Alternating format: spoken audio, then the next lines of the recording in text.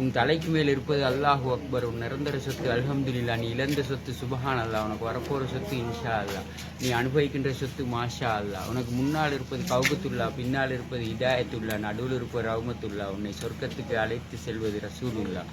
உள்ளத்தில் அல்லாஹ் வந்தால் நீ பள்ளத்தில் விழும்போது படைத்தவன் உன்னோடு இருப்பான். உள்ளத்தில் அல்லாஹ் வந்தால் உன் இல்லத்திலும் இன்ப வெள்ளம் பெருக்கெடுத்து ஓடும்.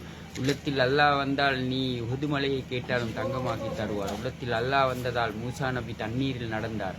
உள்ளத்தில் அல்லாஹ் வந்ததால் ஈசா நபி தொட்டிலில் பேசினார். உள்ளத்தில் அல்லாஹ் வந்ததால் யூனுஸ் நபி மீனின் வயிற்றுக்குள் இருந்தார். உள்ளத்தில் அல்லாஹ் வந்ததால் இப்ராஹிம் நபி நெருப்புக்குள் இருந்தார். உள்ளத்தில் அல்லாஹ் வந்ததால் முகமது நபியை அல்லாஹ் 25 யுத்தத்தில் பாதுகாத்தார். இரக்கமுள்ளவன், பழக்கமுள்ளவன், ஈடிணையற்ற கருணை உள்ளவன், தலைவணங்க தகுதியுள்ளவன், தரணியெங்கும் நிறைந்திருப்பவன், மறக்க முடியாதவன், மறக்க கூடாதவன், மறக்க இரக்கமுள்ளவன், அவன் பேர் தான் அல்லாஹ். 5 நேர தொழுகையில் பாங்கை பூத்தியவன், துஹரில் ஜும்மாவை பூத்தியவன், சாரில் லைலத்துல் கத்ரை கொடுத்தவன், இரவுக்குள் பகலை பூத்தியவன், பகலுக்குள் இரவை அரசதை படைத்தவனும் அவன்தான், அரசில் இருக்கும் அரசனும் அவன்தான், மின்ஹாஜை படைத்தவனும் அவன்தான், மிஹ்ராஜிக்கு நபியை அழைத்தவனும் அவன்தான், அஸ்மாவை படைத்தவனும் அவன்தான், உஸ்னாவை படைத்தவனும் அவன்தான், அஸ்மாவுல் உஸ்னா என்ற 99 திருநாமத்துக்கு சொந்தக்காரனும் அவன்தான். இரக்கமுள்ளவன், பழக்கமுள்ளவன், ஈடிணையற்ற கருணை உள்ளவன். வானம் என்ற விளையாட்டு மைதானத்தில் சூரியனையும் சந்திரனையும் ஓடவிட்டு இரவு பகலை முந்தாமல் பார்த்து கொண்டிருக்கிறான். மன்னர் முகம்மதின் கோட்டைக்குள் வளர்ந்தது ஒரு புலி. மன்னர் முகம்மதின் கோட்டைக்குள் வளர்ந்தது ஒரு புலி. அது வேறு யாருமல்ல, 4வது கலீஃபா அலி. அவரின் வீட்டிலே ஹசன், ஹுசைன் என்ற 2 பஞ்ச வர்ண கிளி. அது பறந்து சென்றது அல்லாவின் ஜன்னத்து வழி. அலி ஒரு சூர புலி. அது பலியெடுத்தது பத்ர் யுத்தத்திலே அபூஜேல் என்ற குள்ள நரி.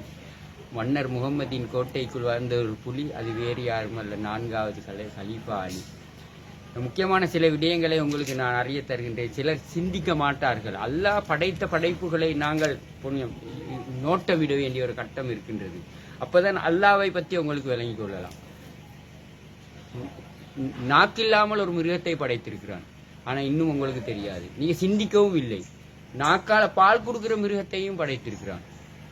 சிங்களத்தை சொல்லுவாங்க, திவ நத்தி சத்தா, திவன் கிரிதென சத்தா, திவ பெருளென சத்தா, திவ டெகத்தியன சத்தா. வெள்ளை ரத்தம் உள்ளதே ஒன்று படைத்திருக்கிறான், கரப்பாம்பூச்சி. அதுக்கு எல்லாருக்கும் வெள்ளை சிவப்பு ரத்தம், அது வெள்ளை ரத்தம். ஆனா யாரும் சிந்திக்கிறதில்லை.